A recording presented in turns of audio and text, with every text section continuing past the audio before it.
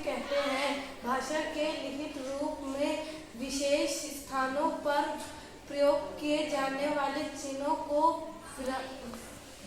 विराम चिन्ह कहते हैं। विराम चिन्ह 11 तरह के होते हैं। जहाँ वाक्य समाप्त होता है वहाँ पूर्ण विराम का प्रयोग किया जाता है, जैसे मैंने खाना खाया।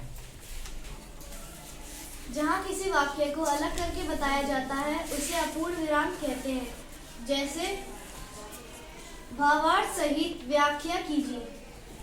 वाक्य में जहाँ पर थोड़े समय के बाद रुकना पड़ता है वहाँ उसे अल्प विराम का प्रयोग होता है, जैसे माता पिता की सेवा करनी चाहिए।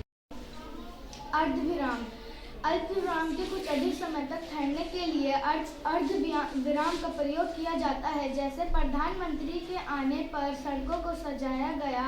अर्ध विराम सड़कों पर छिड़काव किया गया। प्रश्नवाचक वाक्य के खत्म होने के बाद प्रश्नवाचक चिन्ह का प्रयोग किया जाता है, जैसे तुम्हारा क्या नाम है। विस्मयबोधक चिन्ह डर, शौक, हर्ष आदि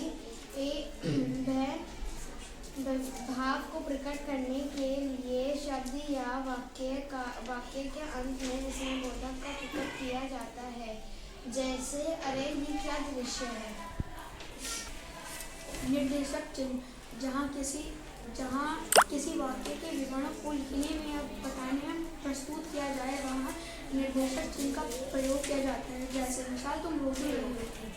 दो शब्दों को जोड़ने के लिए योजक चिन्ह का प्रयोग किया जाता है, जैसे माता पिता। लेखक के कथन के चिन्हों का प्रयोग लिखने के लिए उदाहरण चिन्ह का प्रयोग किया जाता है, जैसे कर्म करो फल की इच्छा न रखो। कोष्ठक इसका प्रयोग वाक्य में किसी शब्द का अर्थ स्पष्ट करने के लिए किया जाता है, जैसे स्थूल, मोटी, वाचाल, अधिक बोलने वाला। जब किसी शब्द को पूरा न लिखकर उसका पहला शब्द लिखा जाता है वहाँ पर लघु चिन्ह का प्रयोग होता है।